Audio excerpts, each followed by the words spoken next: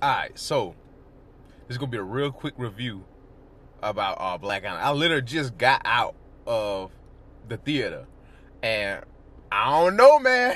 I don't know. DC might be doing a little something, man. DC might be getting their game right. You know, they had doggone Aquaman was straight.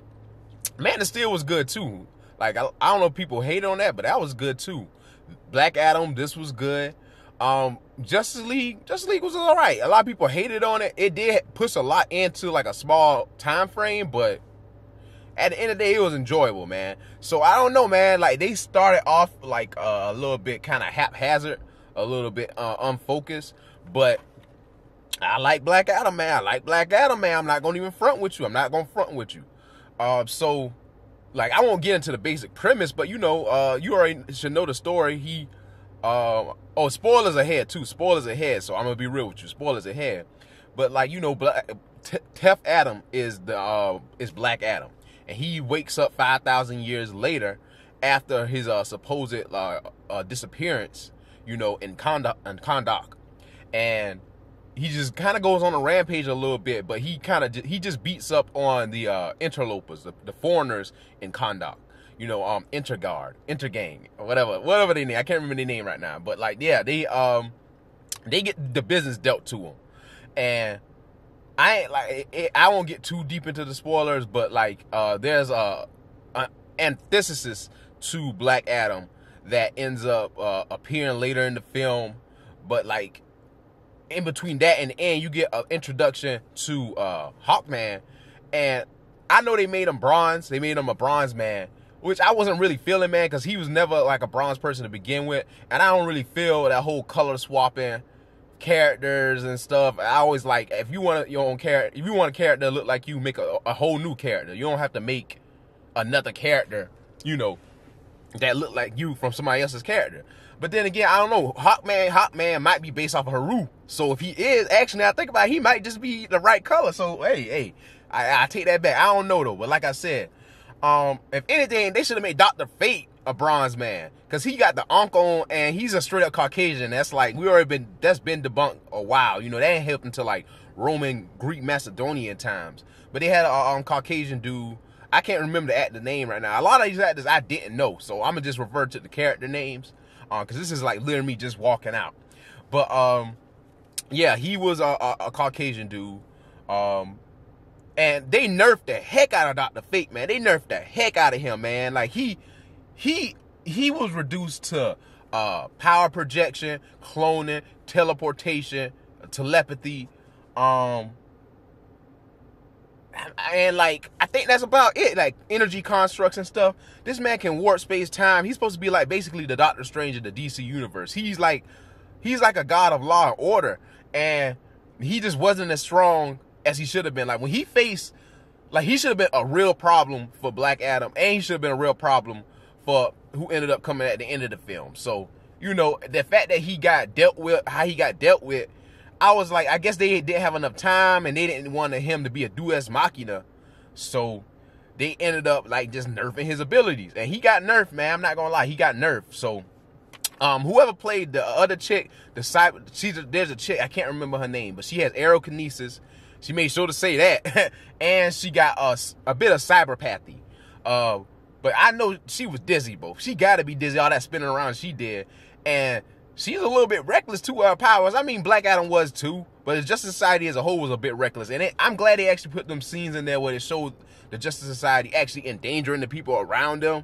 Because in every doggone superhero movie since, I don't know when, but like for a long time, like the heroes be destroying the environment, property damage to the roof, and dangerous events. Like in Superman, that one Man of Steel, that made sense that all those people died when he fought. I'm like, bro, take them to a desert, take them to an empty place, fight in the sky. Y'all don't be thinking like, wait, what kind of heroes are y'all? But yeah, like that, she endangered a lot of people with her spinning. And of course they had the love interest had to be a Caucasian dude, because you know they love the agenda got to be pushed in some way now. But you know, I mean, she might be mixed anyway. I can't really tell. Sometimes, you know, with light-skinned people, they could be mixed. They could be fully bronze. I mean, everyone's mixed to a certain extent. But, you know, I don't know her parentage. But then they had Adam Smasher, who's basically Ant-Man. He's Ant-Man. He's the comic relief. He got the same powers. I mean, well, he ain't reversed it. I don't know a lot about Atom Smasher, but he could just grow large. So he's basically Ant-Man. He's basically Ant-Man. Like, so he even, but his mask is more similar to Deadpool, the eyes. So, you know, that was interesting. But he was good acting role. I liked his role. He didn't take himself too seriously, and he fulfilled his purpose. Though I admit, dropping him out of a plane where he grows large is not a good idea, because he could step on someone, and they show him being careful with it. But I just don't think that's a good way to deliver him. He got to have a different route of entrance in a way.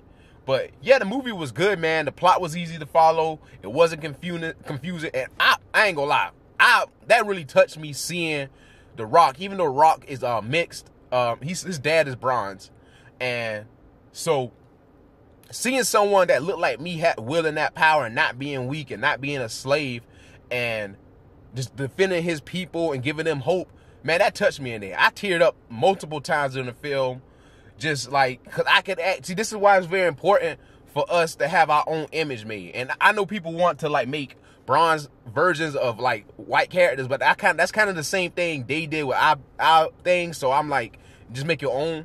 But it was good to see him in that role, even though he's not a bronze man or a mixed person. He's supposed to be Arab. He's supposed to be a Middle Eastern man, and not like a white Arab, but like, you know, like an Arab. Like he's supposed to be of that culture, from that region.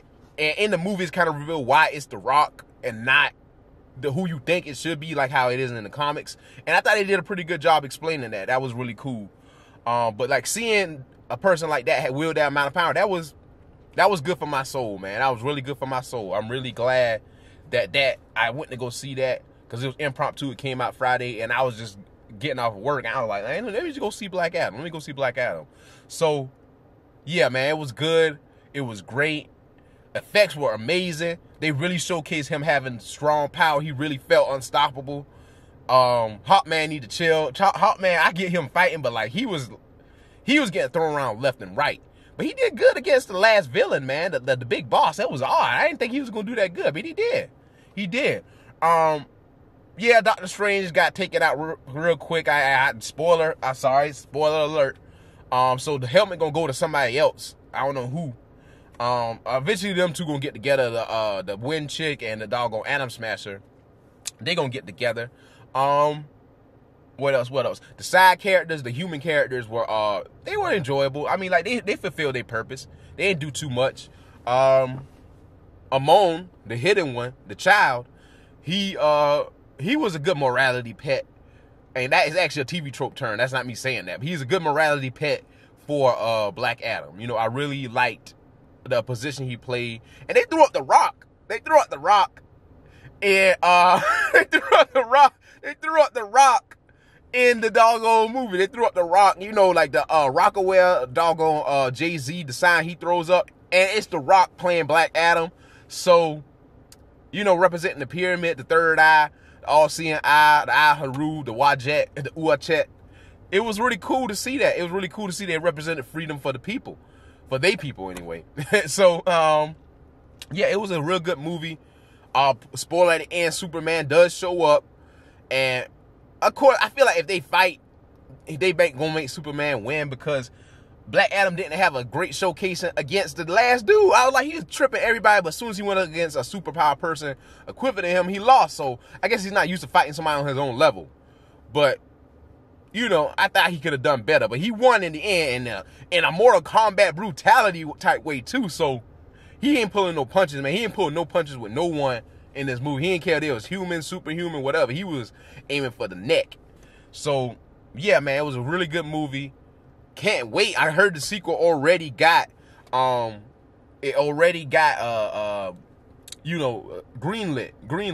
So it was a good movie, man. I really like it. Black Adam for the win. Can't wait to see how DC continues their new line, because I haven't watched She-Hulk yet, but I ain't heard great things about it. But I'll watch it to see how it goes. But man, so far I'm really digging this. So I just wanted to make it short. I wanted to have a really quick impromptu review so y'all can see the emotion on my face, how y'all see how I really took it, and it could just be authentic. So thank you guys for tuning in. This is AF Comics, and that's gonna be me signing out. Peace.